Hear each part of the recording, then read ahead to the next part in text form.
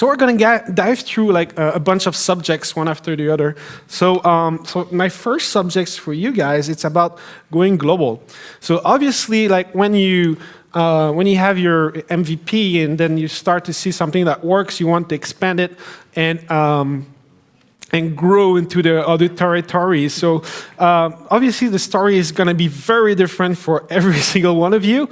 So maybe Tom, you want to start since you're next to me, and then we're going to go from right to left, and then you can give me your opinion about how to get ready to go global and what you should expect. Welcome to this nice little panel. So the question was going global. Well, to put it like this, World of Tanks was first released in territory of the former Soviet Union, so Russia and above, in August 2010. In April 2011, the founders opened up an office in San Francisco with first 20 North American people in Emeryville next to San Francisco. And then 1 month later, there was a first guy hired in Germany and for Europe, and that was me. So at this time, we were 200 people. We are talking of May 2011. Nowadays, we are 4,500 with a little more number of offices globally, with setbacks as well, as you may have read in some news. This happens all the time. But, you're talking about a Seattle office is closing, right? Yes, exactly. The former gas-powered games team, and which is very sad. But on the other hand, we started with 200 people out of Minsk, out of Belarus, which is still official the last dictatorship in Europe, with a company called Wargaming, with a topic about something about tanks, as I used to say.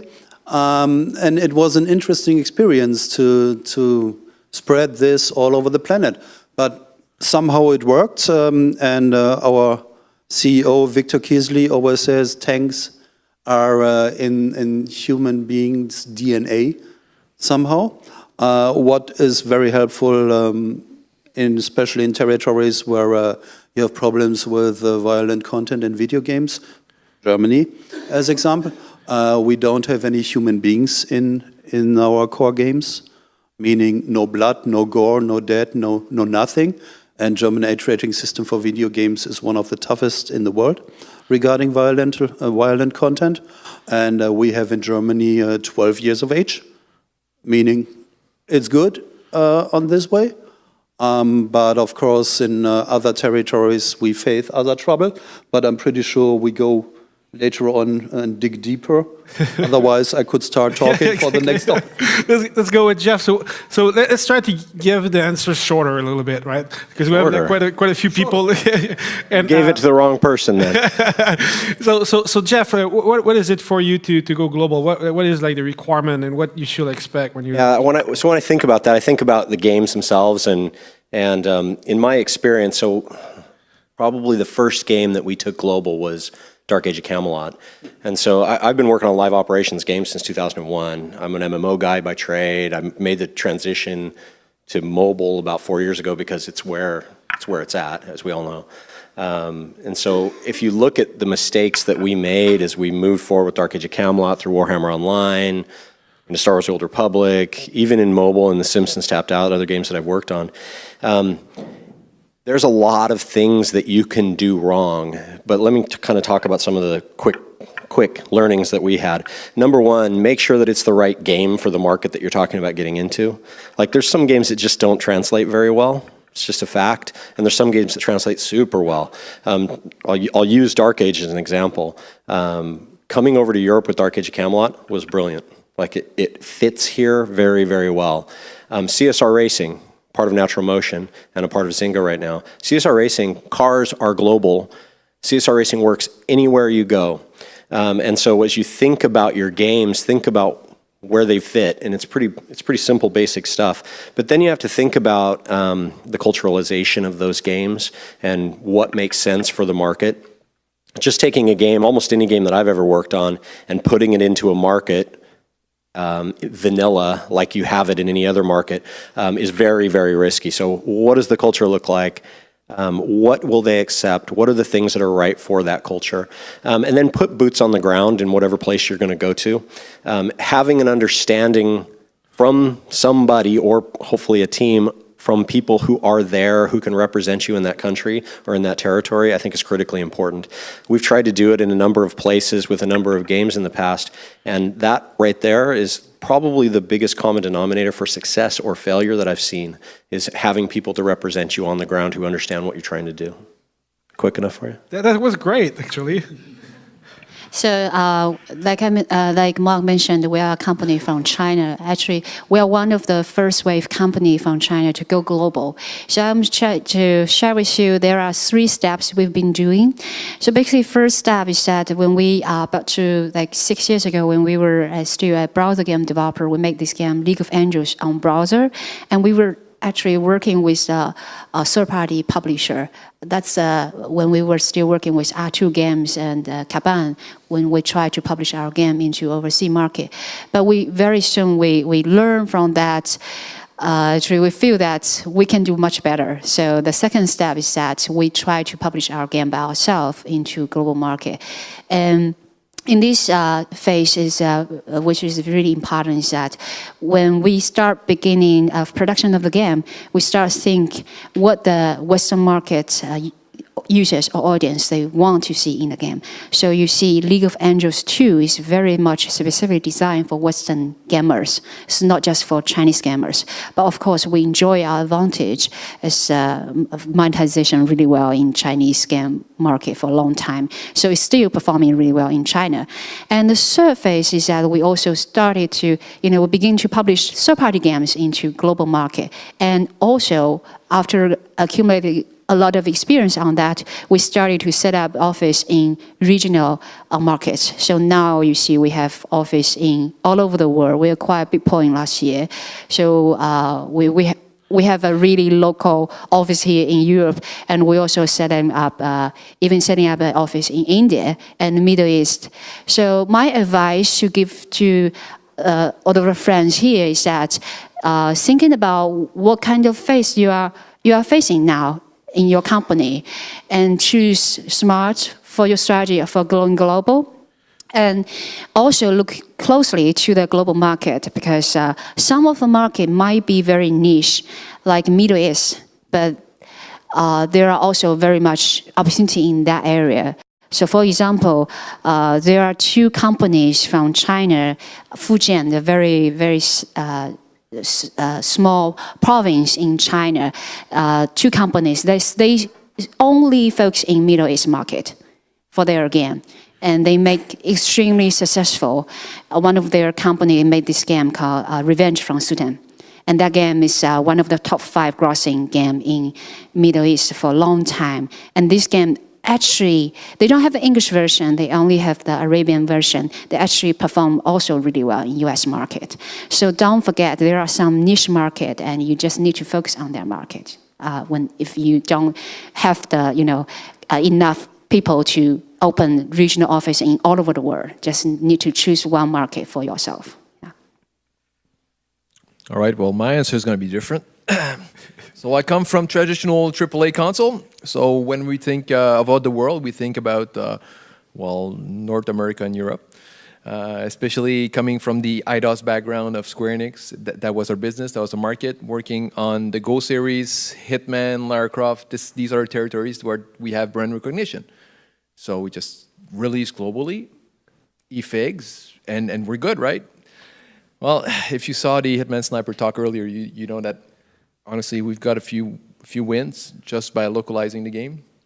And what it told us is that even in territories where the brand awareness was very low, it still became, because it was such an amazing experience that we created on Hitman Sniper, something that people hadn't seen, they picked it up.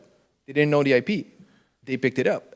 We started supporting it with live events catered to these territories. We talked about Chinese New Year events, and the Golden Week in Japan, and we support it with in-game content, and it spikes every time, and it actually helps the recognition of the project, the game in these territories. And I'll be honest, it was a little bit of luck. All right, we made our own luck, but it was still a little bit of luck. But my answer to globalization is make something different. Make a game that people haven't seen. And again, who would have thought that a sniper game would have been first accepted in China and, and played? And it's been on the top paid chart at a super minimum price for the past 2.5 years. Impressive. Yeah. And it's done very well actually in China, and there's a lot of lesson to get from that. And even sniper in Japan. We realized that we pushed the game with localization, and it was just a small update, but the uplift we got in Japan made it that for the next month and a half the game was top chart. And again, sadly, we didn't support it with any specific promotions. It just picked up organically because it was properly localized. And Teut, what's your take on going global? Let's first start with the fact here being on this panel. I'm so starstruck right now. You're so what? Sorry.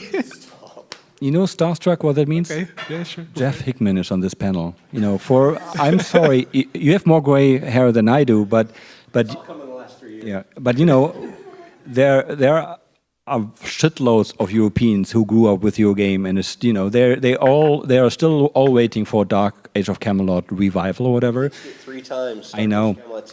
But you know, thank you for all the work you did for us. You know, a lot of great learnings. For me, going global is a question when you ask yourself that when your game's already launched, you're already too late. You already made all your mistakes you can do. Free-to-play lives from reach. You need a lot of players, meaning that the more countries you actually access with your game, the more chance you have to survive. And the problem starts with the genre and with the setting and the style of the graphics. So if you do a certain fantasy style, it might not address, you know, the US or Europe, and if it does, it might not address China at all because their fantasy is very different to ours. It might not, you know, you have to think about this. And most art directors or most companies, you know, they don't do this. You know, who does focus group tests with their style and setting? Anyone in this room here? No, shame on you. Maybe here, right? One. See, here's one. You know, so this is really important because if you have decided for your genre and setting, you know, you're basically stuck to certain territories. This is a fact, and you have to think about that. If you want to widen your reach, you have to adapt your genre and setting to address the world, and that's really, really difficult. There is not a unique style which addresses everyone. It doesn't exist. But if you know where your players are and who your players should be, let's say RPGs, 45-year-olds. And then you add some high fantasy to it. It's even older because Tolkien is really old. Then suddenly, you know, where are the oldest RPG players in this world? Actually, the answer is North America. And if you don't embrace North America, your game will fail. So if you do an RPG, core RPG game with QD graphics, sorry, Americans are not playing it. Because for Americans, fantasy is the second most read literature on earth, meaning that for them, fantasy is a serious business. And if you as a European or Asian or whatever making fun of that, you know, they don't like that. So, you know, you have to make this decision early on. So for me, globalization actually starts from the first idea and scratch paper on. Right. So let's switch to the next subject. And that's very good for you, actually, because you were talking a lot about MMOs that you need to look at. That was 20 years ago, and how the whole mobile industry is slowly growing in that direction as well. So how do you feel about game trends? What type of games we're going to see in a year from now? Obviously, we're going to see more battle royale games. They won't be successful. So what is new? The thing is that it's all about technology stuff most of the times, and also the users are way more aware of what is possible to be done. So what's your take on that, Teut? Like, I remember when everybody said casual games are the only ones which sell on the App Store. Until the technology was further ahead, the mid-core swing was in full swing, and every developer was doing mid-core. But at that time already, a lot of developers were working on core games. And I have seen a chart of the top 50 top grossing worldwide games, like the list. And if you look at that, you know, most of them are, you know, MMORPGs, core MMORPGs. Like the Chinese are throwing full PC experiences on mobile, and it works. If you have played Lineage 2, which you should, you know, just one example, we have first-person and third-person shooters now in the top 10 grossing, meaning that core games are here in a full swing. And with core games, we are basically there where the PC market was years ago. So all games will come to mobile, no exception. We will have hardcore RTS, hardcore shooters, hardcore RPGs, MMOs, just everything. You know, if you embrace your audience, you can monetize them well, mean that you have a tremendous success. So do you guys agree that there's going to be more multiplayer games and more real-time games rather than like synchronous games? I'll take that for a second. I absolutely agree with everything you just said. I think the device that we carry in our pockets is the device for the future, period. And I think that, is it going to put consoles out of business? Probably not, because there's a certain experience you get from playing console games or PC games. I still do both. But the ability for this device in my pocket to do anything that those do and more is here today. And think about what it's going to be like 2 years in the next generation, 4 years of the next generation of that hardware. You're not going to, my prediction is, you're probably not going to need a big device sitting attached to your TV, because the thing in your pocket's going to be able to power those games also. And so everything's going to be on these devices. And Patrick? No, I find it super interesting because you mentioned some of the core genres.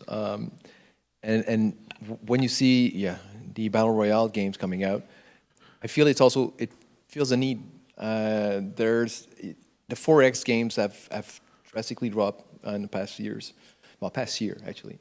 And I feel that these core gamers are looking for something different, or looking for something new. Something comes along, they grab onto it, and it's sad because, I'll say it, but you likely played Fortnite or PUBG on mobile, and it's sad, it's horrendous, because but still, it's the best they can get on mobile, but it doesn't even remotely match up to the PC experience. So it's a diluted version, and as a mobile developer, I'm a little bit sad to see that people are satisfied with that level of experience. So I see potential. All right, I see a lot of potential in catering to that audience with strong experiences that will feel that need. And Yuli, do you have a take on that? So first of all, very honestly, we don't know what the future is going to be. We all don't know. But what we can see is that in the history, so it's very interesting because China typically skipped the console phase.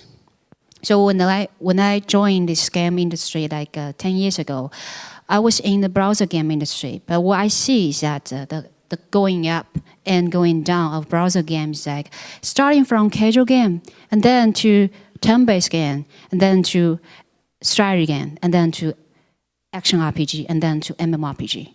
And there is a similar trend in mobile, ever starting in 2012. It's a very similar trend. We see in 2012, who are dominating the market then? It's Angry Birds, it's Plants vs. Zombie, and Cut the Rope. These three titles dominate the market. And what you see in the following, what I observed in China market as in 2013, we see an uprising of car RPG game, borrow a lot of ideas from Japan, but that's basically turn-based RPG game. And now you see what is dominating in China market, 70% MMORPG game, a mobile. So the history has been telling the similar story again and again. And in game industry, a really cruel truth is that nothing really successful is 100% creative.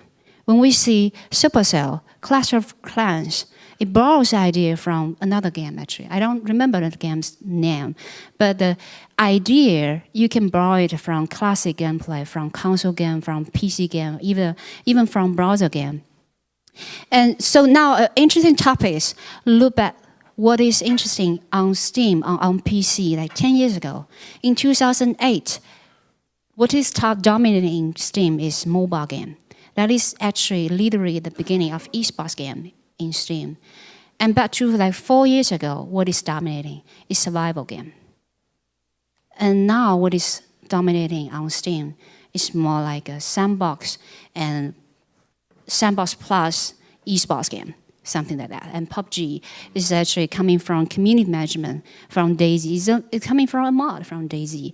So this is a really interesting trend on PC. And what about the mobile? It's actually following. It's just like the trend of following PC is much more shorter time. So in mobile, we see a game called Mobile Legend. It just started to be popular. Everybody knows Vainglory is actually pioneered into the market like 4 years ago, but didn't succeed that much. But in last year, you see Mobile Legend through the market in the Western market. So this is actually takes about 7 or 8 years when mobile games started to pick up the similar gameplay similar to PC. But on PUBG, you see only half years. Tencent have two of their studio working 24 hours, competing even internally to make a mobile game after only 6 months PUBG come out on PC. So this is a trend that probably we can learn. And back to the last topic we were talking about, look into the regional markets. Some markets, they skip console, like China. And some market, like India, they skip everything and directly rush into mobile.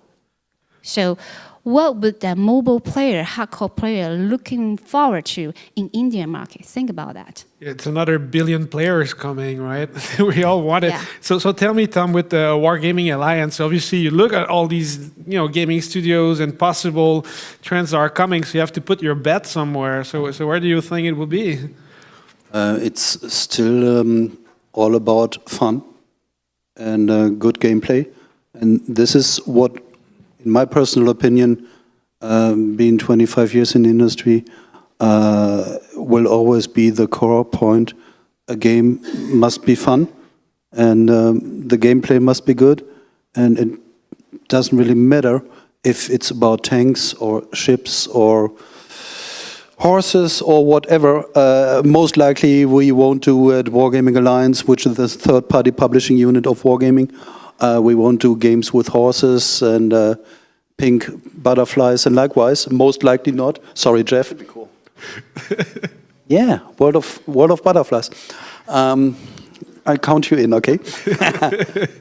But we have some interesting cooperations. They're already running, but working together with both Sega and Creative Assembly, and publishing for them the Total War Arena, which is a great thing. And we just closed another deal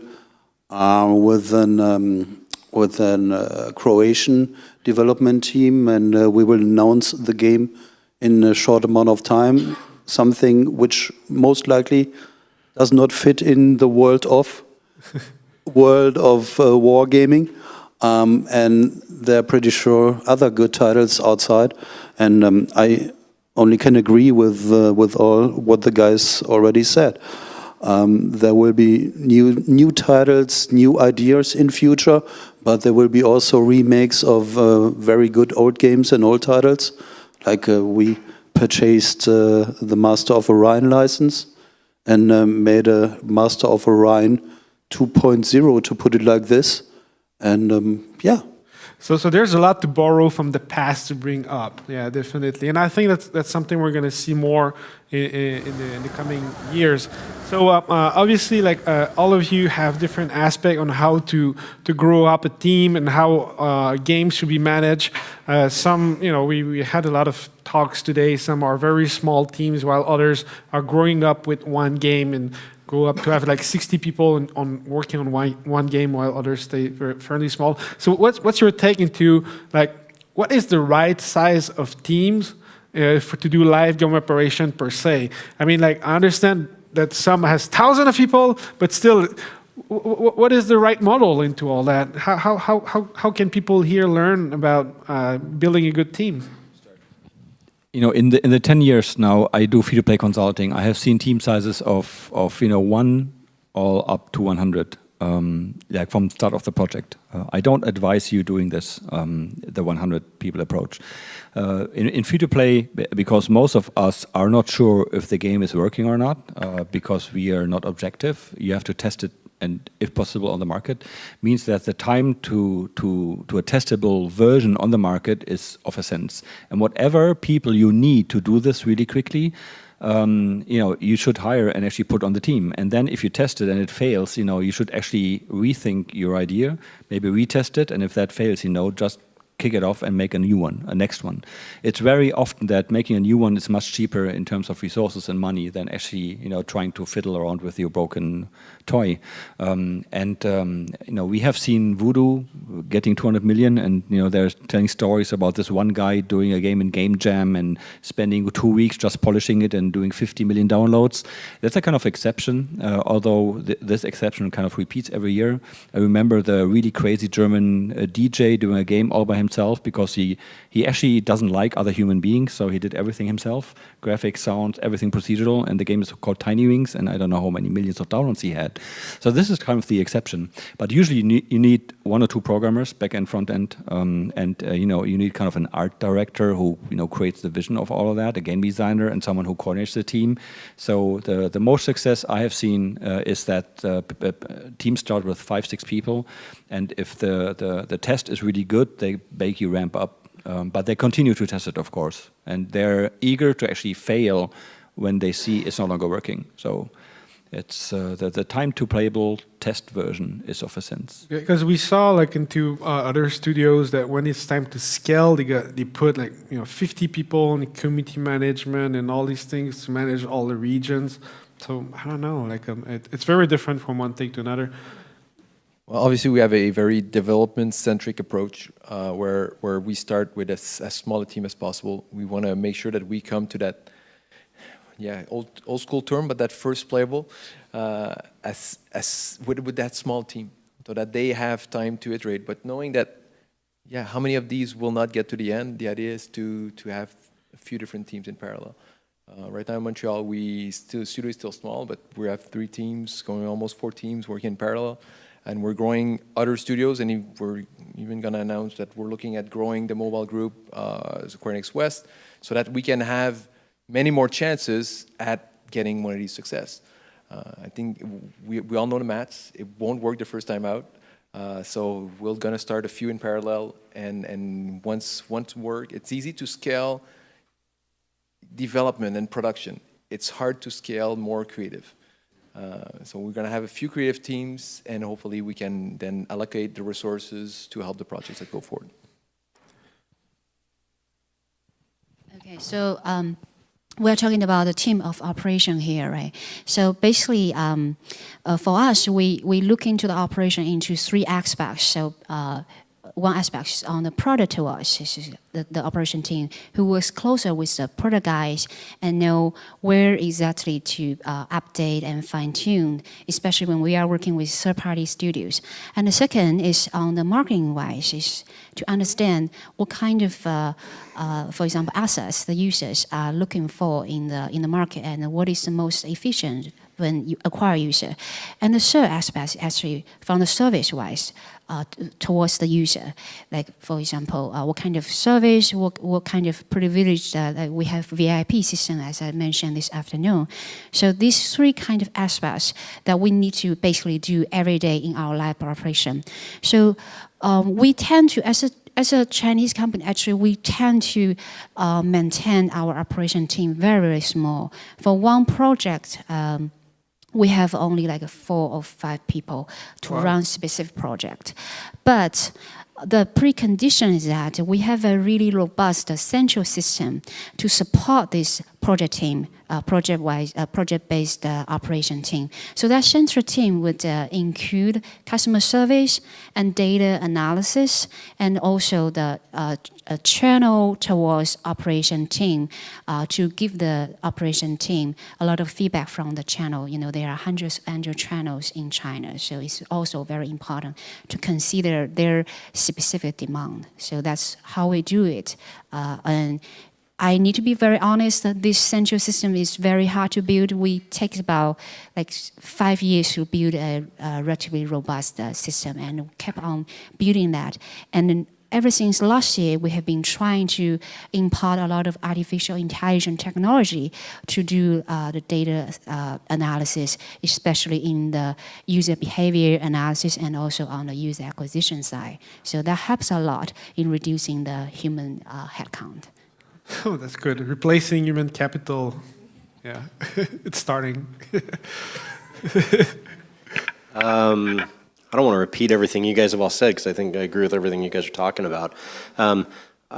Just from my perspective, I've worked on teams from, when we launched Dark Age, we had 26 people. When we launched Star Wars Old Republic, we had 650 on the core development team. Every game needs a different thing, you know, and you got to staff for your needs. And that's kind of the thing that I've probably learned more than anything else. And it's very basic and everybody knows it, but I see teams fall away from this over and over again. And that is figure out what you want to do, set your goals, figure out what that looks like from a product standpoint. So what are you going to build to meet your goals? And then figure out what the team is that you need to do it. It's very straightforward, but people fall away from that over and over. They either rely on data too much and don't think about their people and the art of making games, because there's an art to making games, or they rely too much on the art and the people and they don't rely on the science of making games. There's a science to making games too.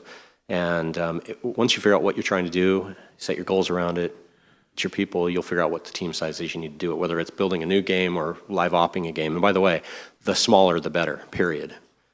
Do it with as few people as you possibly can, trust me, no matter what. Don't want to repeat what these guys already said. That's fine. We can say because subject perfect. too, right? But two things out of own experience. I founded, co-founded a company in 1997, still existing nowadays, a development team. And this team developed Gothic series, Risen series, and so on and so on. And this team decided to stay at a very small size. So with 7 successful titles outside, normally the team should have been grown like 50 plus people, but this team always stayed in the region of 27, 28 people.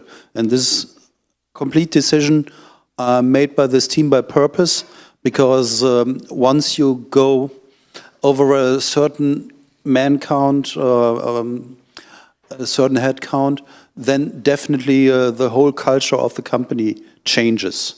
And I don't know exactly where this point is, 25, 27, 28, 30, something like this.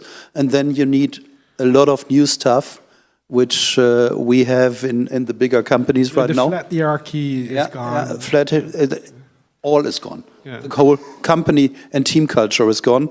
So this was the first thing I wanted to mention. And the second, regarding what Teut said already in the beginning, if there are some potential indie startups and founders and likewise, there is a really good book right now on the market, and normally I don't give any recommendation on this, but it's written by industry legend Don Daglow, and the book is called From Dream to Delivery, Starting an Indie Game Studio, and this is really the source of information where you get all this stuff: how to build a team, what are your dreams, how to get financing, and so on and so on.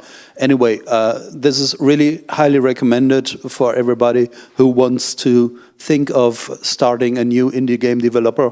This is really top-notch, first-class read. And just to give you an idea, Don Daglow self-developed his first video game in 1971. Just to give you an idea. Yeah. He still gives a lot of talks and meets a lot of indie, so it's a good resource even today in 2018. I agree with that.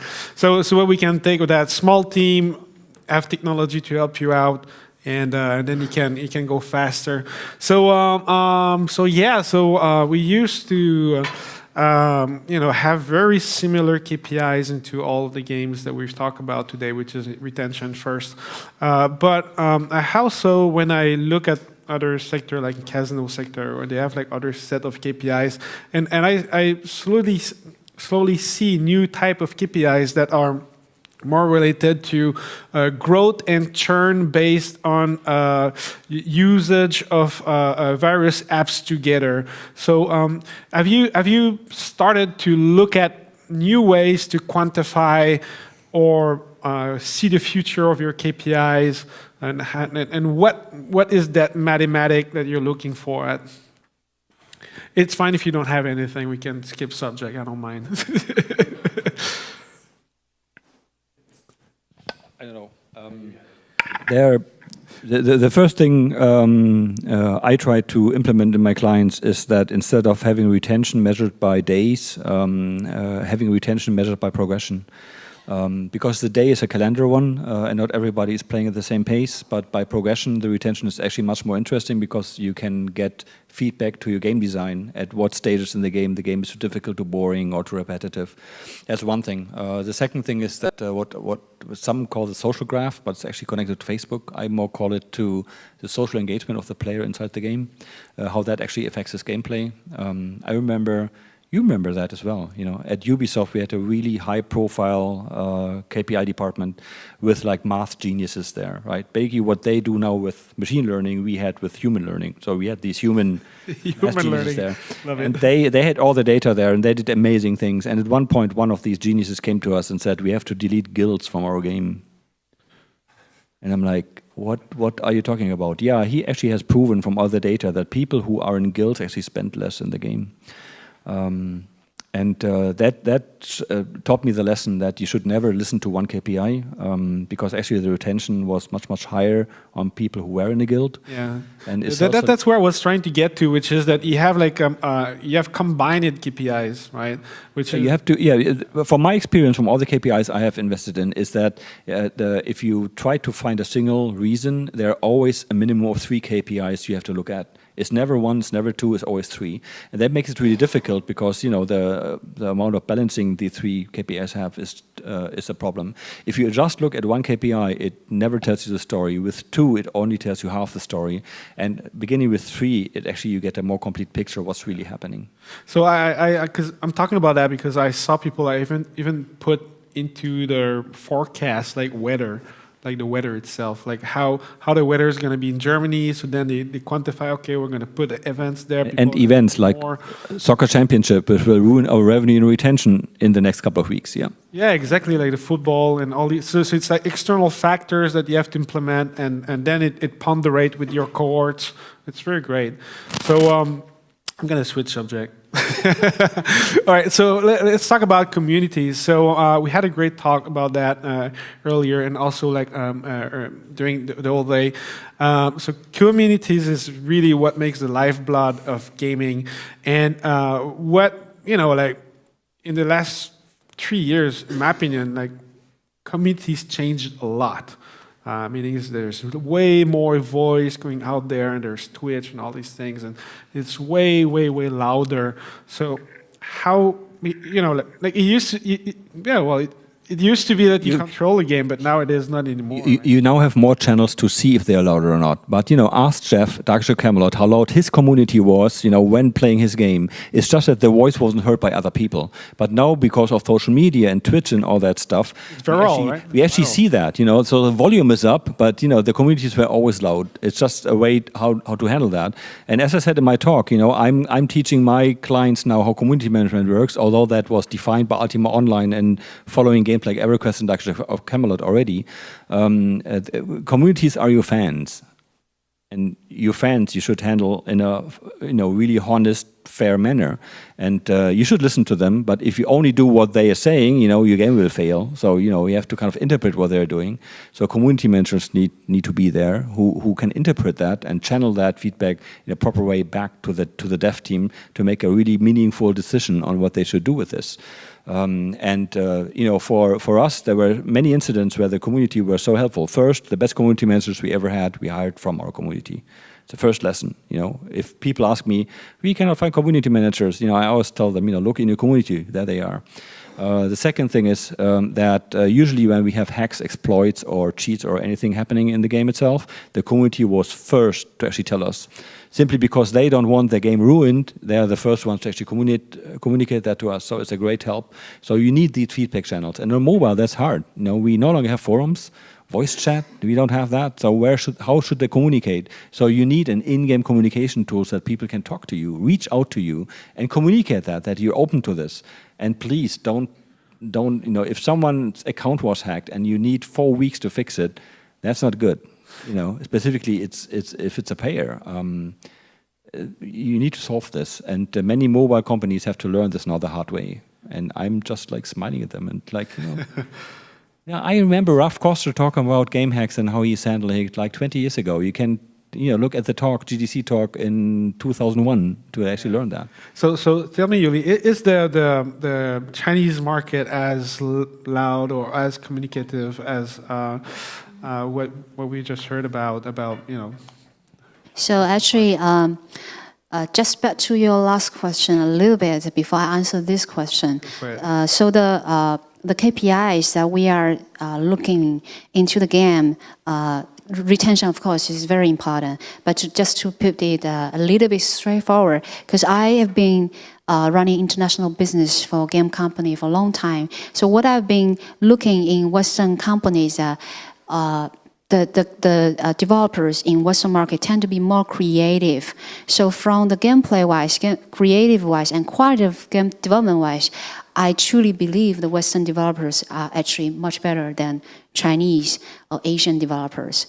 But just one thing that I have been specifically looking for in Western developer are those teams who has really good monetization mindset, because that's really unusual in Western market, and that's what make your team differentiated from the others. So finishing this story quickly, so the parameters that we specifically look into is very simple: LTV and UA cost. LTV actually combines with retention rate, payment ratio, and ARPU. But very simply put it, 90-day LTV. What is your 90-day LTV? Some games doesn't apply to 90-day LTV, but then they need to answer what is whether they can achieve a lower user acquisition cost. That answer to the YOOZOO model, because they have a lower user acquisition cost. So then their game can rely on advertisement, which is the average eCPM might be only $5 globally. So we are having different business model, but the philosophy is similar. The business logical behind it is LTV and user acquisition cost.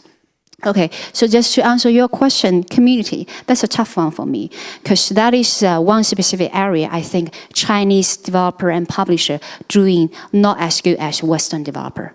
So you guys have been doing community management for a long time. So I think we have seen a lot of community management, and all of the game company know it's very important. But the best community management is actually let your user create stuff together with you.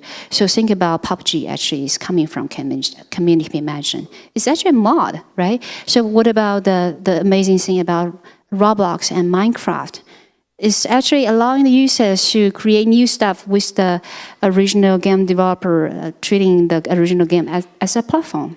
So right now, Brandon is trying to make an extension into PUBG. He tried to build up the editor to the vast, massive market and have more people like him to create new content for PUBG. So that is the most important and the most amazing part about community management. Wonderful. I got some. So at NaturalMotion, we talk a lot about our player charter. I think Julian Widows was giving a talk today and showed it to everybody, which is great, because it's part of the player charter is to partner with your players. I think it's a thing that, especially people who come from AAA console or PC background, which a lot of us have, historically, we really didn't partner with our players. We built a thing for them. And we all know in the mobile space, in any games as a service, or actually any service space probably, there are partners. And if you can get your teams to understand that from the very beginning conceptually and carry that all the way through past launch and into live operations, I think it's the key of everything that we do. We have to stop thinking that there are games and understand that they're all of our games. And the people that are playing the game, they believe that it's their game, not our game. And you have to treat them like that. Treat them with respect. Listen to them. Talk to them. Don't just listen. You need to talk to them. They need to know that you're engaged with them. They need to know that you give a crap about them. And you actually need to do those things and listen to them, because they're smart and they will provide you things that your team will not provide for itself. And then you need to, of course, make sure that the data proves out the things that you're doing and the things that they're saying. But partner with your players. It's key to your success. So we still have a few subjects. We can talk about tools, or we can talk also about what is it, platforms, like the difference between the platforms. We can talk also about how to launch a game. And do we have another subject? Look at that. Well, where is it going? Let's talk about like how do you launch a game in 2018, right? Tools? You want to do tools? Oh, tools. Okay, how about tools? So, okay, let's talk about tools very quickly, wrap it up, and then go on for game launch, all right? So what tools do you need today? Teut, you wanted to talk about tools. I just was saying that the poll was illegal because he skipped one thing.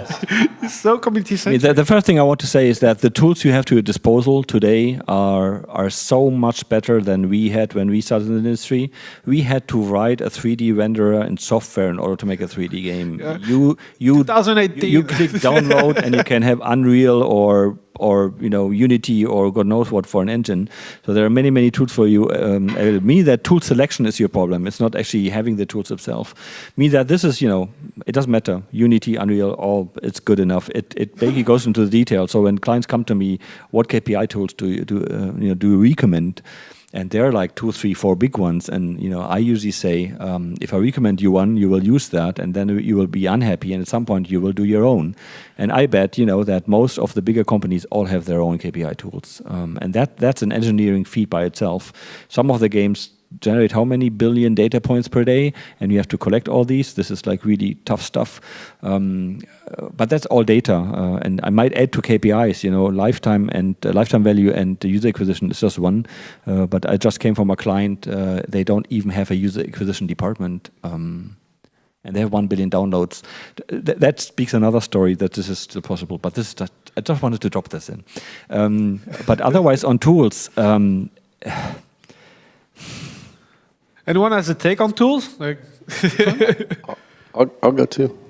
So again, I'm not going to recommend a tool to anybody for anything, but philosophically, when you launch a game, I think one of the probably the most important thing and maybe the most powerful tool that you could have is the ability to update your game in as many ways as you possibly can without taking the game down. Whether it's doing an update to the client or doing an update to the server, invisibly over the air to the player is king. Dynamic for live assets, operations. right? Absolutely, anything that you can do. If you are able to change your game in whatever way that you can, that's the tools that you need when you go into live. And there's a lot of other things you need to be able to do. You need to be able to measure KPIs because you don't know what you're going to do if you can't look at the data. But that tool, being able to impact the player without taking the game down, my God, it's king in our book. I was going to say it's funny because Casual Connect is the time of year where I get spam with so many different tools I should use, and you should use this platform and this platform. But at the base is what do your team need? What information do they need? Because we can we can change tools every 6 months. Tools are evolving super quickly right now, and actually there's always going to be something better. So it's how, as developers, what do we do? What do we do? When do we stop? When do we say, all right, we're going to go with this one? And honestly, that the tools are going faster than the industry sometimes. Just one good point. If your game lasts for a decade or longer, if you're having success, but your game actually relies on a tool, the tool company might be gone, but you aren't. What happens? So whenever you license something, a tool, an engine, whatever, you have to think about it. If we have success and we live for 10 years and that system we license is gone, what do we do then? So that risk plan you have to have in your drawer. What happens if Unity gets bought by a Russian company and they shut it down? You say, oh, this will never happen. I've seen it happen. How was that engine called? Bought by EA and shut down? That happens. And then you're fucked, right? So be careful with this stuff. Make sure that your game can go on even if that tool stops working. Tell me what it had. Well, once World of Tanks started out to be a kind of global success, we bought the developer of our core technology engine. And secured it for us, to put it like this. That's the way to do it. Yeah. So we heard many times today that in 2018 the best is really to launch the MVP with like nothing but the core loops. But obviously when you are on when you're going to launch that on console, for example, right, or even like on PC and Steam, is it something that is still recommendable, or it's really only for mobile? What's your take on that? In my personal opinion, obviously, yes. We are developing games, and we are offering games as a service. And I want everybody outside who's interested in our games, in, say, playing tanks or planes or ships or spaceships or whatever, to experience the game and the world where the game is in anytime, everywhere. So this is why we, for example, have World of Tanks, which started obviously on PC, nowadays on all major console platforms and on all major mobile platforms as well. And so the way the World of Tank was launched, like a few years back, you will do the same thing today? hopefully not. we learned our lessons in a hard way, yeah. But we started at PC, and it was only meant to be PC, and the rest evolved during this. Due to the success we had. Nobody expected such a success with a tank game, to be frankly honest. But it's different. But when the game was launched, there was monetization in it, correct? Yeah. All right. So what we heard a few times today is that it's better to launch the game with just the core loops, no monetization, no community, no nothing, just to prove that the game is good, right? Really like the skeleton of it. In Teut, somebody here said something, I think it was Teut, before you start developing a game, you should know, you have your basic ideas of how the game is going to pay your rent and your school money for your kids and so on and so on. Of course, game development can be a thing of self-fulfilling prophecy. You just do it because you love to create, but in this case, it's better that you rely on your own money from your aunt or your grandma or whatever. Once you have a kind of team, once you have employees, people who need their paycheck on a monthly basis, then we are talking about business. And then you definitely should know how the game is giving you money back. I wanted to say something completely different, but anyway. I come with a different approach, where we will, when we launch a game, we'll go all in, right? When we'll soft launch, we'll make sure we have everything, because when we launch, we'll launch globally. We'll have Apple behind it. We'll have Google behind it. We will have, hopefully, again, an editor's choice. But all these things add up to each other, so that we have a stronger reach at first. With the right virality, we have more chances of it picking up. We can do the success stories that we're hearing in the campaign, in these talks, where games that grow over time, yes, but we also have the potential of going really big from the get-go. And I'm looking forward to see if we could start big and stay big. So one strategy I saw in that sense is that you start registration of the players like 3 to 4 months prior, even if the game is not launched, and then. But that's and this is where we come from, where there's a build-up that we can do. There's a super big build-up and make it an event. And the idea is that, anyway, going forward, whenever we release a game, it needs to be a global event. It'll release globally, all around the world, and it should be what people are talking about this week. Yeah, I think I'm kind of in between. I look at launches as a one-time opportunity. It's your opportunity, and if you can take advantage of it like that, you should, because it will. The chances of you getting a giant win out of that are there. But of course, we've all seen it. Games can build over time, and you want to build them over time. It's why they're live services. They evolve. It's why I'm in the business, because I love that. I think the potential to go big and then grow even bigger is what we all want. And so I look at it the same way. It's like, and again, it depends upon game to game. If you're one person building something out of the basement, you probably want to get out there and test a lot and make sure that you're doing it the right way. If you're NaturalMotion and you're building pretty big properties, yes, we test, yes, we partner with our players, but are we looking for a big launch? Absolutely, we're looking for a big launch. I mean, I've seen trends in my clients that they're actually doing multiple soft launches now, and the soft launches are actually specialized. So there's this fun testing soft launch. Is the game fun? Do people, basically testing retention. And then there's this monetization soft launch. They actually use other territories for that, and test monetization stuff. If you launch without monetization, you might have difficulties putting it in as an afterthought. So your designers have to be disciplined enough or experienced enough that every game mechanic actually you should have an idea how the game should monetize or what mechanics you monetize when you do this, when you launch without monetization. Because if you don't do that, you might have to rip apart the whole game in order to monetize it properly. So let's say you launch with a turned-off monetization. This is what you do, but you have to think about it early on. And then they do kind of this final one where they go into the real soft launch, they call it. So they did soft launch before, that's now the real one, where the fun and monetization is together, because that changes certain stuff. And only when they're satisfied with that, they actually go into this game as a service. And they then scale up. And I've seen games which had a really rocky soft launch, and they serviced it for like 2 years' time, and now they're doing like $500,000 a day. So that happens. It happens that you have this fascinating game where you have this big entry Apple feature. The world is talking about it, and you're going there and going high up. And we have the contrary, where the games go up and down. Everybody talks about it, and bam, they're gone, nowhere to be seen again. That happens as well when people basically ruin their own games. Never launch a sequel to a successful game. So the way to create a hype is very much there for big brands still today. Right? Did you notice that he's actually never launched a sequel to a successful game? Didn't you do CSR Racing 2?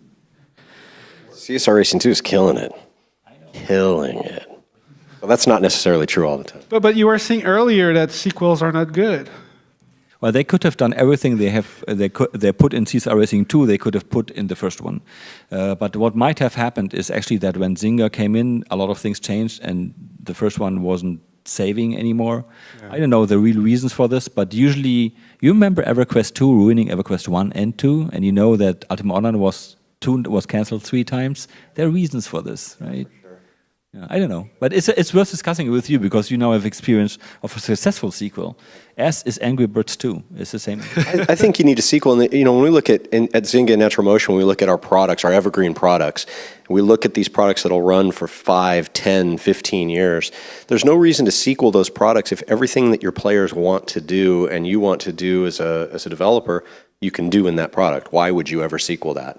Where when you look at CSR1, there were things that we wanted to do that we just couldn't quite do in CSR1. That was the reason. There's nothing magic there.